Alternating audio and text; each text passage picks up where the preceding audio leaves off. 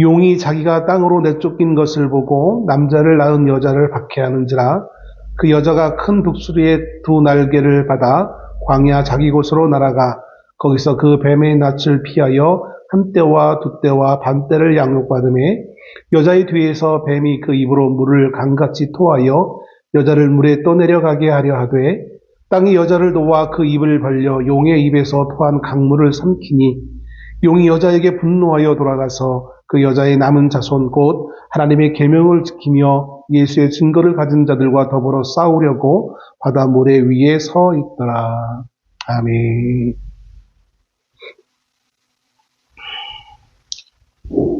날씨가 이제 꽤 쌀쌀해진 것 같습니다. 한국의 기후가 좀 많이 변하는지 비도 참 잦아지는 것을 봅니다. 지난 주중에 1박 2일로 노회와 노회 이후에 목회자 부부로 침묵의 시간을 잘 가지고 돌아왔습니다. 늘 바깥에 이렇게 외출했다 돌아오면 괜히 더 쫓기는 것 같고 말씀을 준비하는 시간이 적어지다 보니까 참 마음에 뭔가 좀 조급함이 제 안에 있는 것 같아요. 아마 이제 목회를 하는 내내 아마 이 마음은 바뀌지 않을 것 같습니다. 선배 목사님들 40년, 50년 목회를 하신 분들 볼 때마다 그들이 목회를 어떻게 했던지 간에 참 하셨던 그 모든 것을 돌아보면 참 존경스럽기도 하고 대단하다라는 생각도 해보게 되어집니다. 물론 저도 짧지 않은 목회라고 하기도 참 부끄러운데 짧지 않은 시간을 했지만 여전히 많은 부족함을 느끼기도 합니다. 말씀을 준비하면서 이번 주에는 어떤 말씀을 전해야 되나 참 기도하면서 공교롭게도 요한계시록 본문의 말씀을 가지고 서게 되었습니다.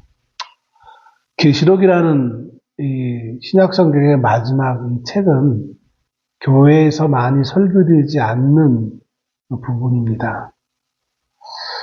거기에는 몇 가지 이유가 있습니다. 어떤 이들은 요한계시록이 난해하기 때문에 전하기가 참 불편하고 또 저도 말씀을 준비하면서 이것을 우리의 삶에 어떻게 적용할까 적용의 부분에 있어서 어떻게 풀어나가야 되는지 참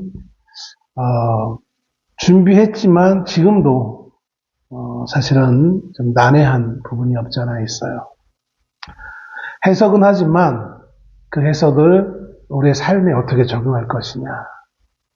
그 부분이 참 크게 다가옵니다. 난해함 자체가 설교하는 데 있어서 참 먼저 1차 장벽이라면 두 번째 장벽은 바로 그것을 어떻게 적용할 것이냐. 성도들에게.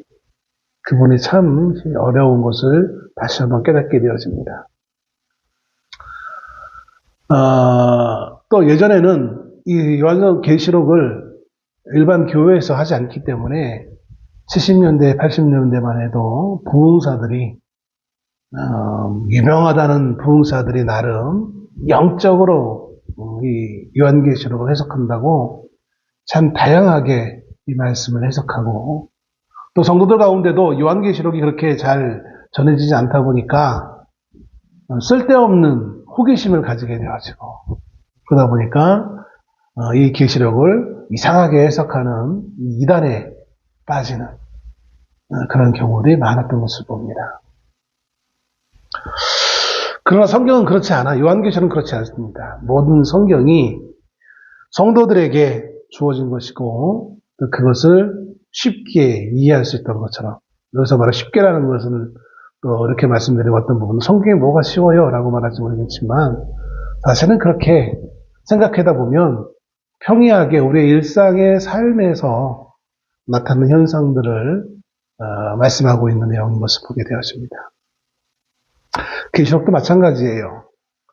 계시록이라는 단어가 마치 신비로운 것, 신비롭게 해석해야만 되는 걸로 우리는 착각한다는 거예요. 물론 이 단어의 의미는 베일에 감추어진 것을 이제 풀어줬다라는 의미가 있긴 있어요. 그래서 더 이상 사실은 비밀스러운 것이 아닌 거예요. 이미 풀어졌기 때문에. 근데 여전히 우리는 계시록을 마치 너무나 이상한 신비적인 뭔가가 있는 것처럼 자꾸 곡해해서 그런 쪽으로만 해석하려고 해요. 요즘은 뭐 조금 많이들 이제 그런 현상들이 없어졌지만 계시록에 나와 있는 666, 뭐 짐승의 수가 뭐냐라고 하면서 그걸 풀이되지. 그것이 짐승의 수 666이 뭐 컴퓨터의 바코드다라고 해가지고 예전에 70년대, 80년대 말 70년대는 컴퓨터가 잘 일상 대중이 없었으니까 80년대 말 90년대 초까지만 해도 컴퓨터가 마치 큰 악마적 기능이 있는 것처럼 착각하는. 요즘은 슈퍼에 가서 물건만 사도 바코드를 다 사용하는데 그게 마치 666 우리가 악마의 숫자라고 해가지고 그것을 거부하고 뭐 신용카드 사용하는 것도 거부하고 뭐 그랬던 그런 적도 있었던 것을 보게 되었습니다. 그래서 우리의 무지에서 나온 것이고 잘못된 이해인 것을 봅니다. 그러다 보니까 지금도 이 계시록을 설교하는 교회들이 많지 않은 것을 봅니다. 굳이 한다면 1장부터 3장까지의 서론 부분만 해버리고 참 나머지 부분들은 이해할 수 없어. 어려워. 난해. 뭐 이러면서 다루지 못하는 부분을 읽게 되어집니다. 그러나 이 계시록은 사실은 신비적인 것, 앞에서 방금 전에 말씀드렸던 것처럼 신비적인 것이 아니에요. 계시록이 우리에게 말씀해주고 있는 주제는 뭐냐면 하나님의 영광과 그분에 대한 경배예요. 물론 모든 성경이 다 하나님을 말하고 있는 것이지만 특별히 계시록이 말하고 있는 것은 뭐냐면 초대교회 성도들에게 즉 환난과 고난에 있는 그 성도들을 향하여서 우리의 지향점이 무엇인지를 밝히 알려주고 있는 거예요. 다만 그 하나님의 영광과 경배를 말하면서 그 하나님을 경배할 대상인 이 성도들, 그 성도들이 현재 취한 그 현실적인 그 어려움이 있기에 그것을 일상적인 언어로 표현하지 못하고 좀 상징적인 언어로 표현했을 뿐인 거예요. 일상적인 언어로 표현하면 교회를 핍박하는 세력들이 그것을 좋아하지 않기에 애들로 마치 우리가 일제시대의 독립군들이 일본의 순사들, 일본의 경찰들에게 잡히지 않기 위해서 일종의 암호 같은 것들을 사용한단 말이에요. 그것처럼 이 계시록도 일종의 성도들을 향한 암호를 통한 메시지예요. 근데 그 메시지의 처음부터 마지막까지 일관된 그 주제는 뭐냐면 우리의 존재가 지금은 이렇게 미약하고 핍박받을 수밖에 없는 연약한 존재이지만 하늘 보좌에 계신 하나님을 마침내 만나 그분을 경배하는 자가 될 것을 그 사실을 성도들에게 들려주면서 힘든 삶을 살고 있는 성도들에게 위안과 소망을 주기 위해 이 계시록을 하나님께서는 밤모섬에 갇혀있던 사도 마지막 12제자 가운데 마지막 제자인 사도 요한을 통하여서 이 말씀을 들려주고 있는 것뿐이에요.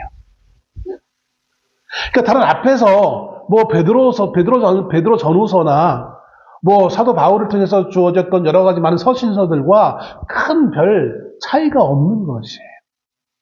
우리가 자꾸 지레 짐작하고 이것을 신비적인 걸로만 해석하려고 하다 보니까 여기에 많은 오해와 억지 해석, 이상한 해석이 자꾸 등장하게 되어지는 것을 보게 되어집니다. 계시록은 분명히 글자로 주어진 것이기 때문에 글자, 그 내용은 그대로 받아들여야 돼요. 다만 그 가운데 피치 못해 상징적인 의미로, 그 상징적인 의미도 사실은 이 계시록을 누가 먼저 받았습니까? 초대교회 성도들이에요. 그러니까 초대교회 성도들이 이해할 수 있는 수준에서 이 말씀을 전해준 거예요. 그러니까 초대교회 성도들이 모르는 것을 이 말씀으로 오늘 우리 현대인들만 알 수 있는 것을 말해주고 있는 게 아니라는 거예요. 뭐 바코드, 뭐 칩. 초대교회 성도들이 그걸 알 수 있겠습니까? 알지도 못하는 것을 왜 굳이 이 성경에 기록하게 하겠어요? 초대교회가 아닌 미래인들을 위해서만 이 말씀을 기록한 거 아니란 말이에요. 열차적으로는 그 당시 환난 가운데 있던 성도들에게 주어진 말씀인데 그들이 알지 못하는 개념을 가지고 전달한다면 그게 무슨 의미가 있겠어요? 계시라는 것은 과거의 사람도 현재의 사람도 미래의 사람도 이해할 수 있는 거예요. 과거의 사람은 이해 못하고 현대인들만 이해한다. 하나님은 그런 식으로 역사하시지 않는 것을 보게 되어집니다. 서론문이 좀 길게 되어지는데, 그래서 하나님의 영광과 그분에 대한 경배가 이 계시록의 주제인데, 그러면서 현재 처해 있는 성도들이 지금 매우 연약한 상태에 있잖아요. 권력자들 앞에, 또 국가라는 로마 제국이라는 거대한 그 세력 앞에 초대교회 성도들은 매우 무기력하단 말이에요. 그런 걸 염두에 두시고 하나님은 계시록에서 이제 성도들을 위로하시고 있는 것을 보게 되어집니다. 오히려 성도들을 핍박하는 그 세상이 하나님에 의해서 심판받을 세상임을 말씀해주고 있는 거예요. 그래서 1장부터 3장까지 계시록 서론 부분에 해당된다면 4장 본론 시작하는 4장과 5장에서 그 하나님을 경배하는 내용을 얘기해주고 있고요. 반면에 그 하나님의 경배하는 보좌 가운데 앉아 계신 그 하나님을 경배하는데 반면에 지금 마치 모든 권세를 잡고 있는 것 듯한 그 세상은 하나님 앞에 오히려 심판받을 대상이라는 사실을 6장부터 11장에서 흔히 우리가 성경을 읽어보신 분들은 알겠지만 뭐 인심판 혹은 나팔심판이라는 걸 통하여서 말씀해주고 있는 거예요. 계시록의 심판에 관련되는 것이 몇 가지 나오는데 그게 각각 다른 것이 아니라 한 심판의 내용을 각각의 다른 측면에서 말하고 있는 것뿐이에요. 그러니까 이 모든 심판의 내용들이 사실은 다 일맥상통하는 것이지 각각 뭐 다르게 우리가 이해할 수는 없는 것이란 겁니다. 하나님이 세상과 세상의 권세를 잡은 자들을 교회를 핍박하고 있는 그들을 심판하시되 특별히 영적으로 하나님을 대적했던 어둠의 권세를 잡은 사단을 심판하심을 말해주고 있는 것을 봅니다. 그러면서 사단이라는 존재는 늘 하나님을 좋게 말하면 흠모한다. 다르게 얘기하면 부러워하고 그분을 닮기를 원해요. 하나님의 보좌에 하나님이 앉아 계시는 것처럼 사단도 용이라는 존재로서 표현하면서 자신의 용의 보좌에 앉아 있는 존재로 사람들에게 자꾸 자기를 나타내려고 하는 거예요. 그러한 그 하나님을 대적하는 세력과 하나님과의 싸움이 이제 진행되어집니다. 그것이 이제 12장의 내용이에요. 두 존재, 아들을 가진 여자라는 존재와 용 사이의 싸움이 시작되어짐을 요한계시록 12장의 1절에서 6절까지 기본적인 구성을 얘기해 주시고 7절부터 12절까지 하늘에서의 전쟁을 이야기합니다. 그래서 용과 하나님을 대표하고 있는 하나님의 편에 있는 미가엘이 서로 적대적인 관계 가운데 하늘에서 전쟁이 일어납니다. 그런데 이 전쟁은 과거의 시점에서 말해주고 있는 거예요. 우리가 성경을 볼 때에 그 하늘에서의 전쟁은 이미 과거에 있었던 전쟁이에요. 그리고 오늘 우리가 읽은 본문에는 이제 그 과거의 하늘에서의 전쟁에 패한 용이라는 존재가 자기의 세력을 가지고 땅으로 쫓겨납니다. 그 용은 쫓겨난 이 땅에서 그냥 있지 않고 분노에 차서 이 땅에서의 두 번째 전쟁을 시작합니다. 그것이 용과 여자와의 적대적 관계 가운데 진행되어집니다. 그리고 이것은 하늘에서의 전쟁과 다르게 하늘에서의 전쟁은 과거 시점이었다면 이 땅에서의 전쟁은 현재 진행형이에요. 미래형도 과거형도 아닌 현재 진행형. 즉 지금 우리가 살고 있는 지금 이 시점에도 계속해서 이 땅에서의 전쟁이 진행되어지고 있음을 알려주고 있는 것을 보게 되었습니다. 그런 관점에서 오늘 본문의 말씀을 이해할 수 있기를 소원합니다. 그냥 우리가 읽어서는 이게 도대체 무슨 신화에 나오는 내용인지 용이 나오고 여자가 나오고 독수리 두 날개가 나오고 땅이 뱀이 나오고 어쩌고 이상한 이게 도대체 뭐야라고 의아하시겠지만 이 모든 것들이 상징적 표현을 통하여서 현실의 부분들을 말씀해 주고 있는 것을 보게 되었습니다. 본문에는 두 존재가 등장합니다. 즉 여자와 용이라는 존재입니다. 여자가 누구인지 용이 누구인지는 이미 앞에서 언급합니다. 우리가 읽지 않았지만 그럼 우리가 조금만 생각해 보면 대충 유추해 볼 수 있어요. 왜 하나님은 용이란 단어, 여자라는 단어를 이렇게 상징적인 단어로 표현하고 있느냐? 앞서도 말씀드렸지만 이것을 우리가 여자는 이제 교회인데 또 용은 그 교회를 핍박하는 세력인데 이거를 현실적인 당시의 모습을 그대로 표현하면 당시의 권세를 잡고 있는 자들이 가뜩이나 교회를 핍박하는데 이 책을 남겨두지 않겠죠. 그래서 의도적으로 상징적인 표현을 하고 있을 뿐인 겁니다. 예를 든다면 오늘 본문의 말씀에 이런 부분이 있어요. 본문 앞에 12장 3절에 하늘에 또 다른 이적이 보이니 보라 큰 붉은 용이 있어 머리가 7이요 뿔이 10이라. 그 여러 머리에 7 왕관이 있는데 용의 정체를 밝혀주는 거예요. 이 용이 뭔데 이게 지금 머리가 7이야. 이건 뭘 의미하냐면 그 당시 교회를 핍박하는 세력인 로마 제국이 되기 전 처음 시작할 때에 7개의 언덕에서 시작된 조그만 도시 국가들이었어요. 우리가 흔히 알고 있는 로마라는 제국은 처음부터 제국이 아니라 사실은 조그만 언덕 위에 있는 조그만 도시 국가에 불과했던 거예요. 그 7개의 도시 국가들이 점차 힘을 기르면서 로마 제국, 우리가 알고 있는 전 세계를 아우르는 당시 그 대제국을 이룬 거예요.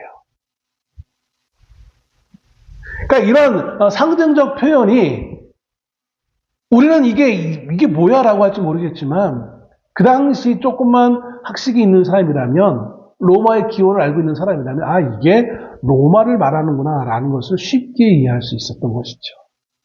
또 뿔이 7이요 뿔이 10이야. 뿔이 10이라는 건 뭘 의미하냐면 당시 요한계시록을 기록할 당시 로마의 제국이 10개의 행정구역으로 나누어져 있었어요. 그래서 이것을 로마라는 제국을 빗대어서 상징적으로 표현했을 뿐인 거예요.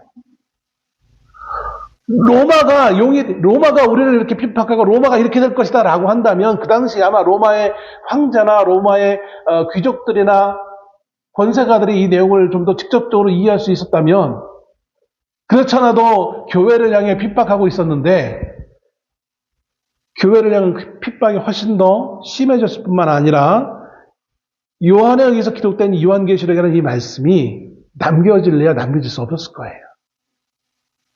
우리가 예전에 우리나라도 60년대, 70년대, 80년대까지요. 왜 국가에서 지정한 불온서적, 부르면 안 되는 노래들 얼마나 많이 정해졌었어요. 현대에도 그런데 하물며 이 고대에 국가를 향한 직접적 원색적인 이런 표현을 한다면 아마 이 책을 발견하면 발견하는 대로 족족 불태웠을 거란 말이죠. 그러니까 하나님은 이 요한계시록이라는 하나님의 말씀을 보존하시도록 하기 위해 또 성도들에게 조금이나마 더 핍박의 강도를 줄이기 위해 의도적으로 이렇게 상징적인 표현을 하고 있는 것을 봅니다.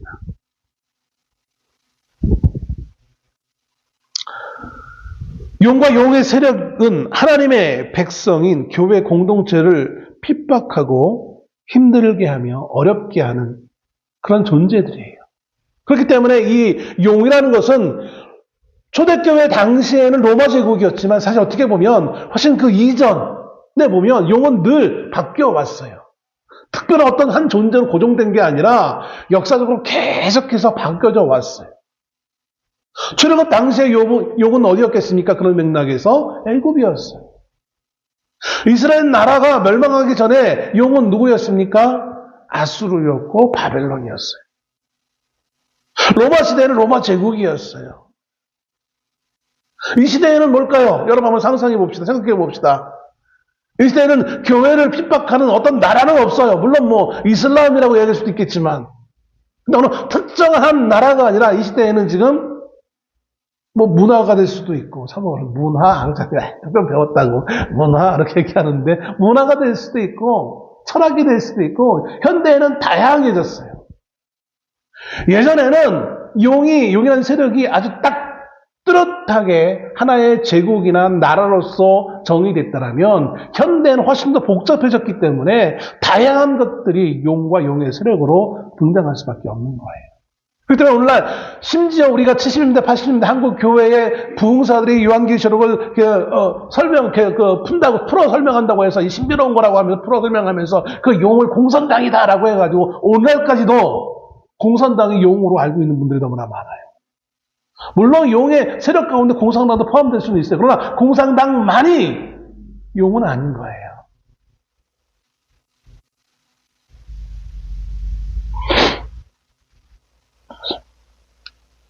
용은 여자가 낳은 아이를 방해하려고 했습니다. 5절에 보면. 여자가 낳은 아이는 구체적으로 누구냐면 1차적으로 예수 그리스도예요. 그리고 하늘에서의 전쟁도 실패합니다. 이 전쟁으로 인해 용은 더 이상 하늘에 있지 못하게 되어집니다. 쫓겨나는 것이죠. 용이 쫓겨난다는 것은 무엇을 의미하냐면 영적으로 하나님의 구원을 의미하는 겁니다.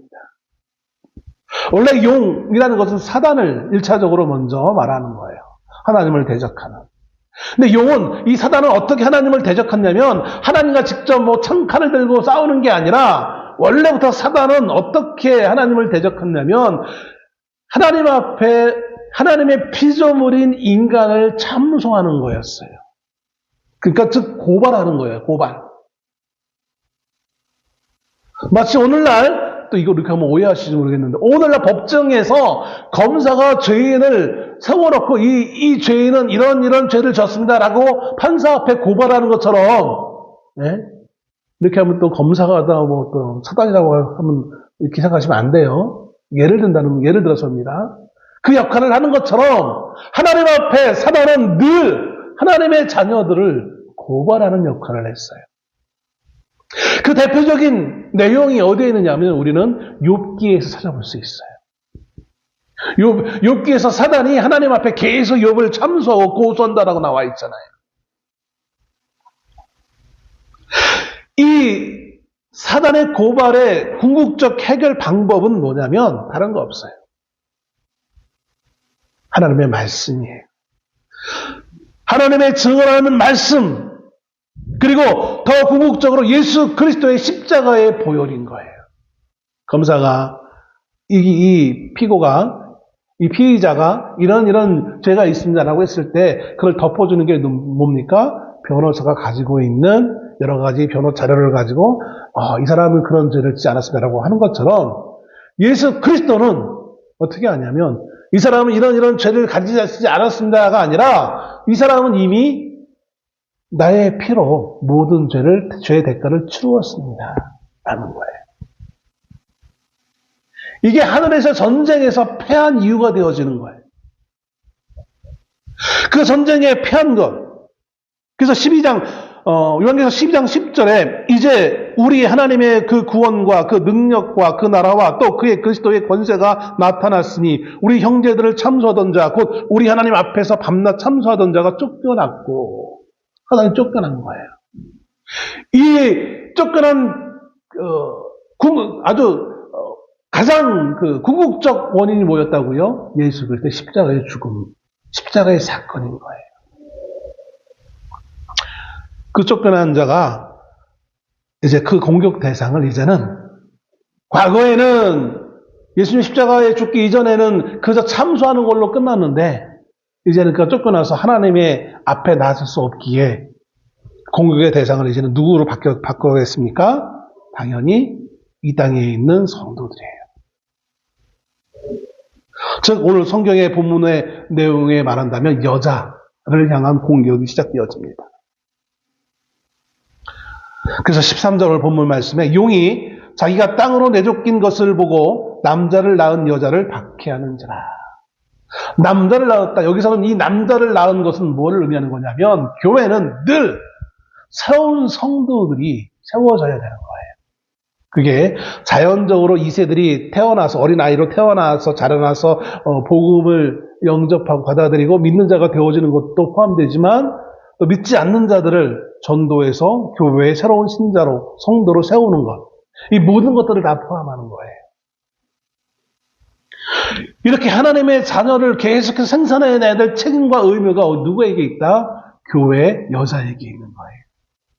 그러니 용은 그것에 대해서 분노할 수밖에 없는 거예요. 그래서 전쟁을 이어갑니다. 전쟁을 이어갈 때에 원래 여자는 이 땅에서 어떤 모습으로 있었냐면 14절에 그 여자가 큰 독수리의 두 날개를 받아 광야 자기 곳으로 날아가 거기서 그 뱀의 낯을 피하여 한 떼와 두 떼와 반 떼를 양육받으매. 여기 뱀이라는 것은 또 용을 지칭하는 또 다른 표현이에요. 우리가 문학 소설이나 문학 작품들을 보면 같은 건데 표현을 반복적으로 안 하고 이렇게 표현하기도 하고 저렇게 표현을 하는 그런 기법을 사용하는 때가 있는 것을 보게 되는 것처럼 성경도 그래요. 앞에서 13장에서는 용이라고 표현했지만 14절에서는 뱀을 얘기하고 있어요. 그렇잖아요. 뱀이 좀 큰 게 용이잖아요. 그런데 이 여자가 이 땅에서 어떻게 있었느냐면 큰 독수리의 두 날개를 받아 광야 자기 곳. 광야라는 것은 우리가 출애굽 당시에도 광야 교회라고 얘기하는 것처럼 이 광야는 우리가 살고 있는 이 세상을 말하고 있는 거예요.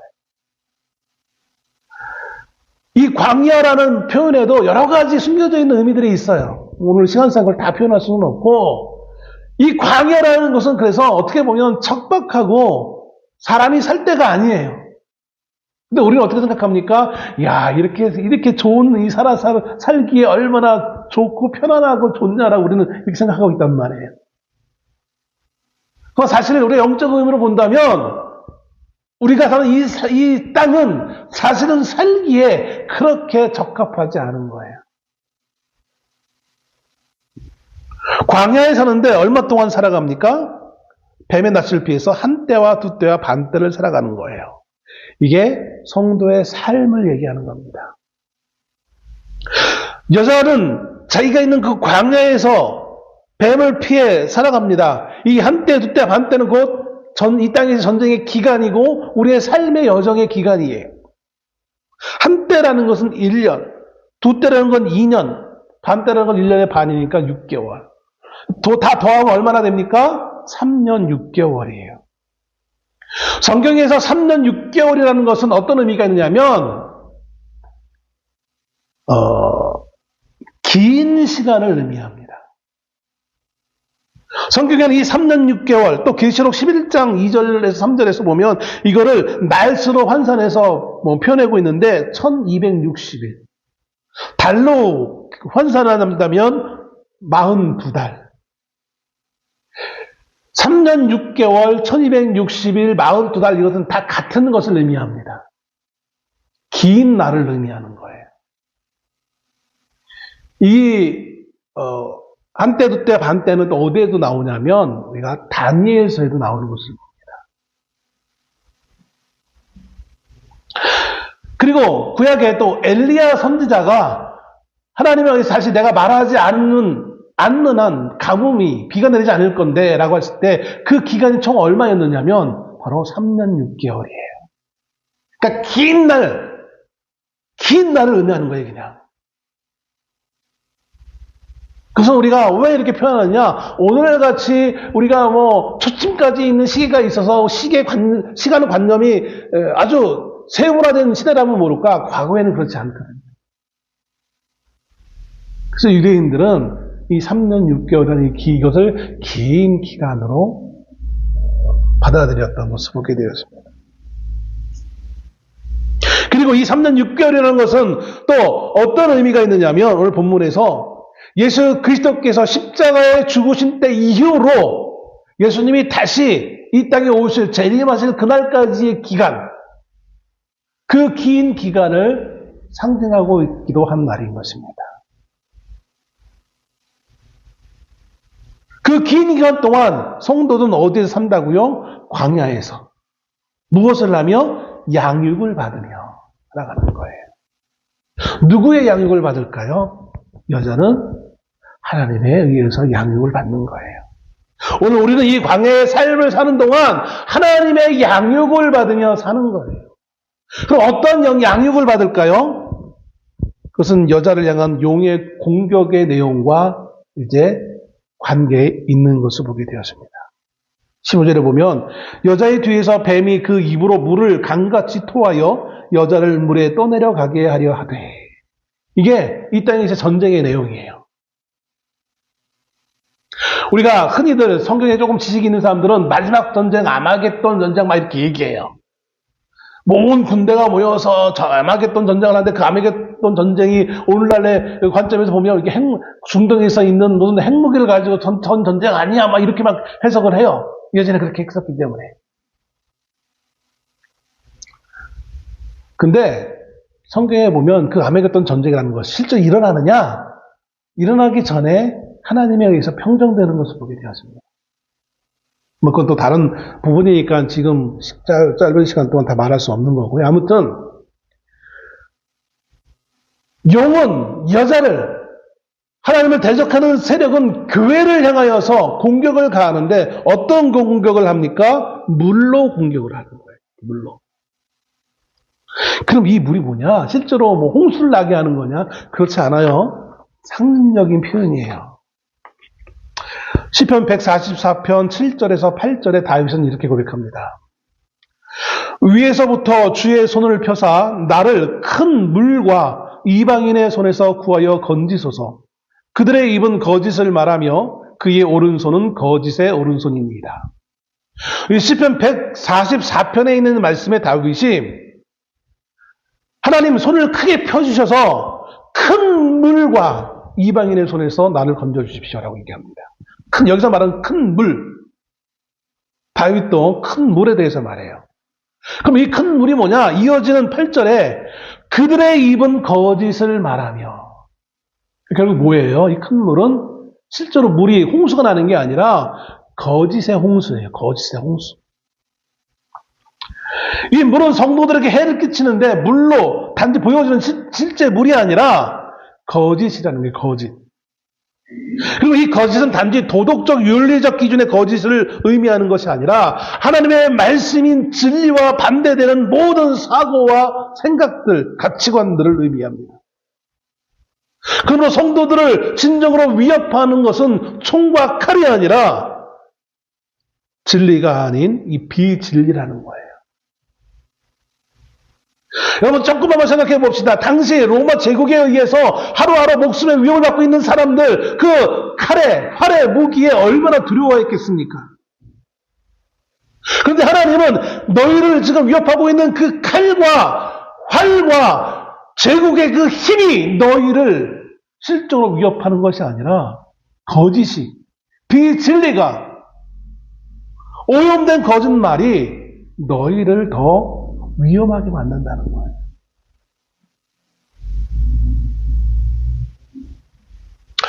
마태복음 24장 24절에서도 거짓 그리스도들과 거짓 선지자들이 일어나 큰 표적과 기사를 보여 할 수만 있으면 택하신 자들도 미혹하리라. 거짓 그리스도, 거짓 선지자들이 성도들을 미혹하려고 한다는 거예요. 그게 성공하지 않고는 둘째치고 미혹하리라. 미혹할 거라는 거예요.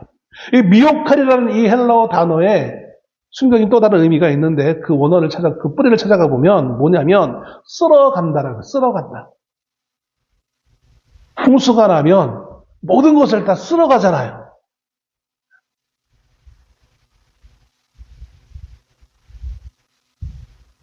이 세상 종말의 가장 큰 싸움은 그렇기 때문에 총과 칼의 전쟁도 아니고 핵전쟁도 아니고 이 진리와 비진리의 전쟁이 일어남을 말씀해 주고 있습니다.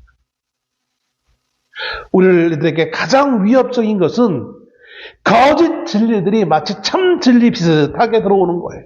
그래서 이게 진짜 진리인지 거짓인지 분별할 수 없게 되어지는 현상들을 말합니다.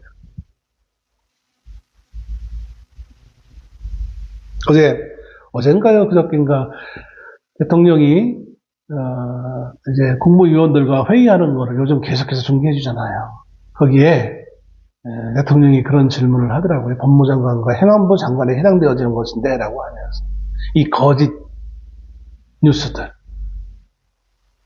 옛날엔 그냥, 거짓 뉴스 그러려니 넘어갔어요. 대통령도 그런 말을 해요. 한 번 들으면, 그럴 리가 있어? 근데 그렇게 그냥 아무것도 아닌 것처럼 치부해버리지만 두 번 들으면 그럴까? 세 번 들으면 그럴만도 해. 네 번 들으면 맞아 그래. 사람들이라는 게 참 희한하게 이상하게 참 연약해서 한 번 들을 때는 아니라고 얘기할 수 있어요. 근데 이게 자꾸 반복되어지면 거짓말도 진짜인 것처럼 믿는 그런 경우가 너무 많은 것을 보게 되어집니다. 교회가 해야 될 일은 이 시대에 살고 있는 모든 사람들에게 참 진리가 무엇인지를 보여주는 거예요.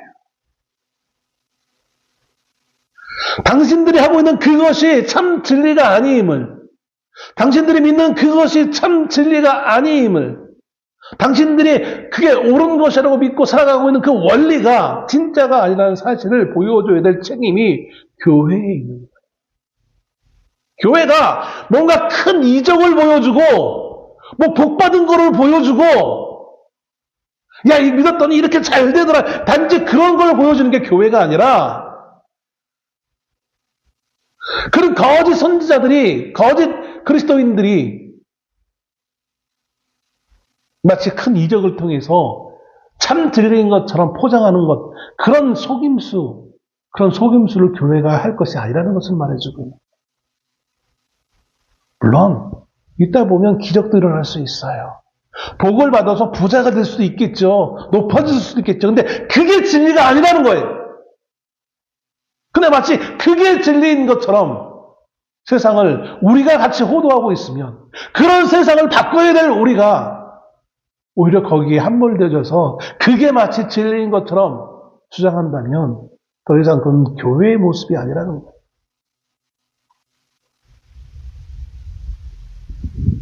우리는 우리에게 주어진 그 빛과 소금으로 참 진리가 무엇인지를 세상을 향하여 전해야 될 사명이 있는 존재들인 것입니다.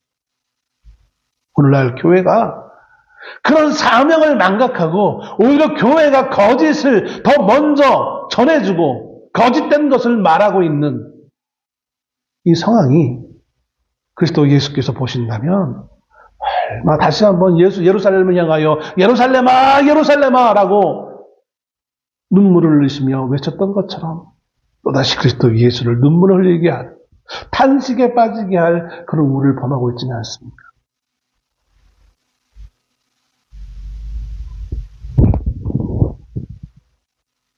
오늘 계시록은 본문은 영원 하나님을 대적하는 그 모든 세력들 그들은 진리를 전하지 않고 거짓을 진리인 것 마냥 전하고 있는 자들임을 말해주고 있습니다.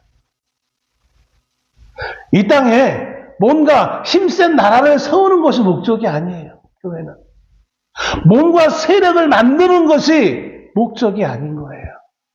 근데 오늘날 안타깝게도 소위 한국교회 원로라고 하는 목사님들을 어저께도 인터뷰하는 장면을 보니까 교회가 세상에 얼마나 큰 위상을 가지고 있는지 모른다는 거예요. 여러분, 그 위상은 세상에 말하고 있는 거예요. 교회가 힘을 가져서 뭐에 사용하려고 합니까, 도대체? 교회는 힘을 가지고 있는 단체가 아니에요. 힘을 지향하는 자들이 아니에요. 근데 교회가 이만큼 힘을 가졌다라고 자랑하고 있고 힘을 가지고 있는 교회를 너희가 감히? 라고 말한다는 것 자체가 참된 진리 앞에 있는 것이 아님을 스스로 자인하는 것이 아닌가. 우리는 겸손하게 생각해야 될 책임이 있는 거예요. 16절에 이렇게 말합니다. 여자의 뒤에서 뱀이 그 입으로 물을 강같이 토하여 여자를 물에 떠내려가게 하려 하되. 그죠? 땅이 여자를 도와 그 입을 벌려 용의 입에서 토한 강물을 삼키니. 자, 용은 계속해서 거짓을 통하여 여자를 쓸어버리려고 해요. 근데 그 용의 공격을 어떻게 이겨내느냐? 여자가 스스로 이겨낼 수 없어요. 여자는 이겨낼 능력이 없어요. 교회는 이것을 이겨낼 능력이 없어요. 교회가 우리 스스로 보호합시다. 우리가 모여가지고 힘을 기릅시다. 이건 거짓이에요. 성경이 말하고 있는 방법이 아니에요. 어떻게 합니까? 16절에 땅이 여자를 도와 그 입을 벌려 물을 삼켜버리는 거예요. 이와 유사한 현상이 구약에 한번 있었어요. 어떤 걸까요? 민수기 16장에 보면 고라와 그의 자손들이 모세를 향하여서 도전을 합니다. 야, 너만 하나님의 제사장이냐? 너만 하나님의 말씀을 듣느냐? 우리도 할 수 있어. 왜 아론만 하나님 앞에 제사를 드려야 돼? 우리도 할 수 있는데, 우리도 레위의 후손인데 라고 할 때에 모세가 백성들을 모아놓고 이렇게 선언합니다. 제가 문제를 제기하고 있는 이 고라와 고라 자손들의 죽음이 일반적인 죽음이라면 내가 잘못한 것이고, 일반적인 죽음이 아니라면 고라가 주장했던 그 모든 것들이 하나님을 거역하는 것이었을 것이다. 모세가 그 말을 끝나자마자 어떤 현상이 일어났습니까? 갑자기 사막 한가운데, 광야 한가운데 땅이 함몰하는 사건이 일어납니다. 오늘날로 친다면 아마 지진이겠죠. 과학적으로 찬다면 그게 진짜 지진이었는지 아닌지는 모르겠어요. 그냥 우리가 이해할 수 있는 과학의 범주에서 하다 보니까 지진이라고 표현할 뿐인 것이지 지진이 아닐 수도 있거든요. 저는 그렇게 생각해요. 이게 꼭 지진만이 아닐 수도 있다. 아무튼 결과론적으로 보면 땅이 함몰해버립니다. 그래서 그들이 그 고라와 고라의 자손들, 그들이 가지고 있는 그 재물들, 그 모든 것들이 그냥 땅에 파묻혀버려요. 그걸 통해서 하나님의 진리가 바르게 세워지는 것을 봅니다. 오늘 본문의 말씀도 마찬가지예요. 용은 거짓으로 비진리로 사람들을 미혹하고 쓸어버리려고 할 때에 하나님의 돕는 손길이, 즉 진리가 그 거짓을 덮어버리는 거예요. 교회가 이길 수 있는 방법은 다른 거 없어요. 진리예요, 진리. 하나님의 말씀과 진리예요. 이거 외에는 교회가 세상을 이길 힘이 없고, 이거 외에는 교회가 거짓을 이길 방법이 없고, 이거 외에는 교회를 핍박하는 세력과 대적할 수 있는 방법이 없는 거예요. 그런데 오늘날 사람들은 어리석게도 뭔가 세력을 형성하려고 해요. 네. 저는 죄송합니다. 시간이 많이 갔지만 교회에 특정한 교회를 비판하려고 하는 건 아닌데, 저는 교회에 태극기가 있는 것도 안 좋아해요. 물론 대한민국 국민으로서 국가를 사랑하고 애국심을 가져야 되는 건 맞아요. 근데 그 애국심이 꼭 예배당 안에 태극기를 세워놓아야만 애국심이 있다라고 믿진 않아요. 보통 분들 얘기합니다. 정교 분리라고 얘기합니다. 정교 분리라는 것은 정치가 교회를 들어올 수 없어요. 교회를 탄압할 수 없어요. 그것만을 의미하는 것이 아니라 교회도 정치를 향하여서 똑같이 정치질을 하면 안 되는 거예요. 태극기를 들어서 혹은 오늘 말씀에 보면 그런 게 나와요. 여기 보면 아까 읽은 말씀 가운데 14절에 여자가 큰 독수리의 두 날개를 받아 광야에 왔어요. 이걸 예전에 어떻게 해석을 했냐면 큰 독수리는 뭐가 생각나십니까, 여러분? 뭐가 생각나십니까? 미국 하면 뭐를 상징합니까? 독수리잖아요. 그러니까 우리 현대 그리스도인들이 독수리 하니까 미국이 우리를 도와줄 거야. 이런 착각 속에 빠져 있어요. 여러분 이 말씀을 똑똑히 보세요. 독수리가 도와줬는지 뭐라고 표현하고 있습니까? 큰 독수리의 두 날개를 받았어요.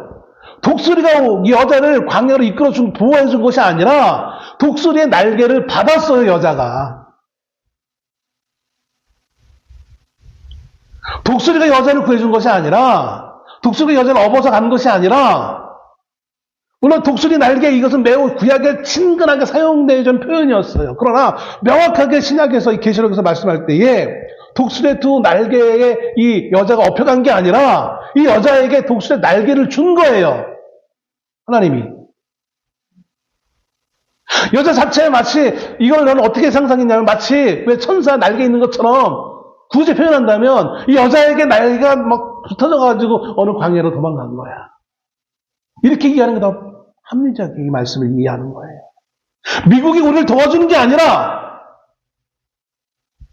하나님의 보호의 상징인 이 날개를 여자에게 준 거예요. 그러니까 하나님이 보호하신다는 것이지 어떤 특정한 국가, 특정한 세력, 특정한 어떤 사상이 교회를 지켜주는 거 아니에요.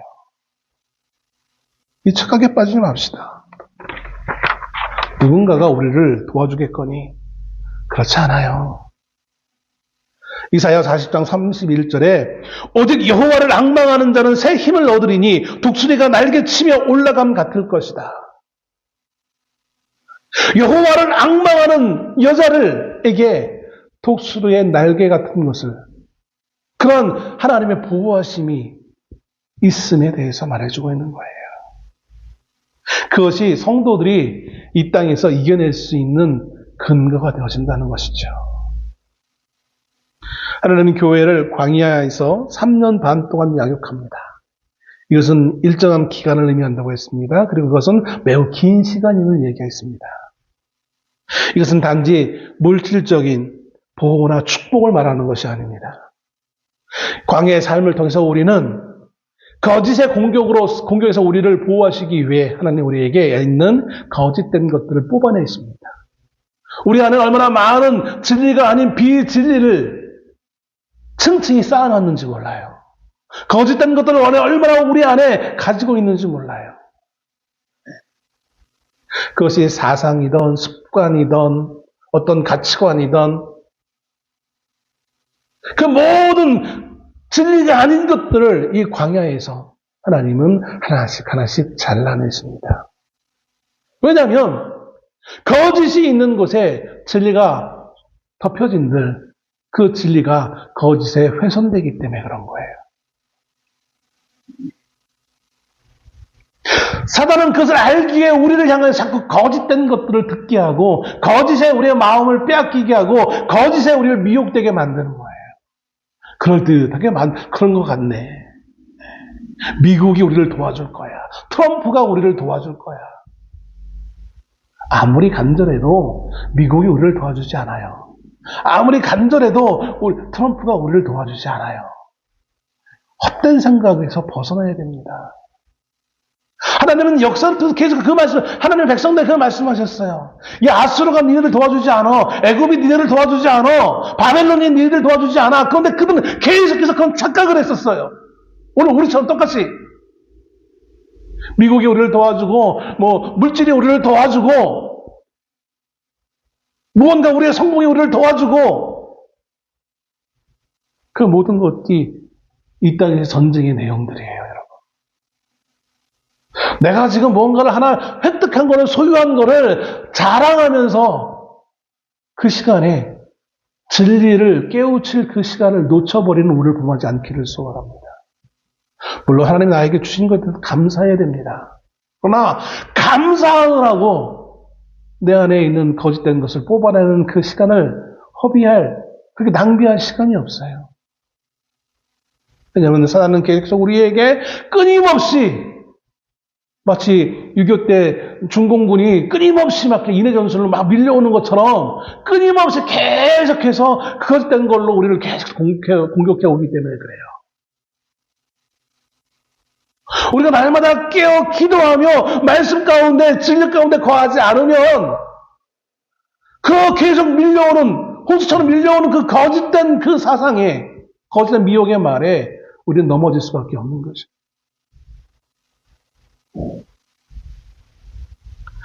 지금도 용은 말씀의 마지막 부분에 이렇게 써 있잖아요. 지금도 용은 바다 모래 위에 서서 여자의 남은 후손들을 진리를 붙잡고 있는 그들을 향하여서 그들을 쓸어버리기 위해 계속 준비하고 있어요. 그것을 대적할 수 있는 유일한 길은 우리가 날마다 하나님의 말씀을 알아가는 것밖에 없어요.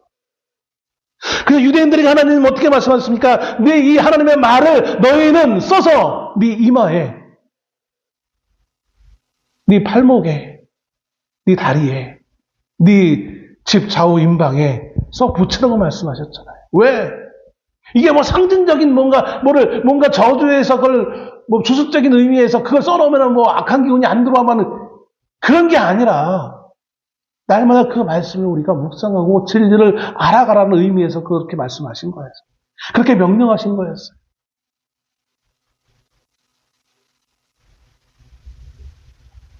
용과 여자는 같이 함께 할 수 없는 존재들입니다. 여자는 자기 스스로 자기를 지킬 수 있는 능력을 가지고 있지 못한 존재예요. 여자가 제 아무리 무장한들 용과 싸울 수 없어요. 무슨 영화나 드라마에 나오는 용맹한 여전사 그런 거를 기대할 수 없습니다. 여성 비하가 아니라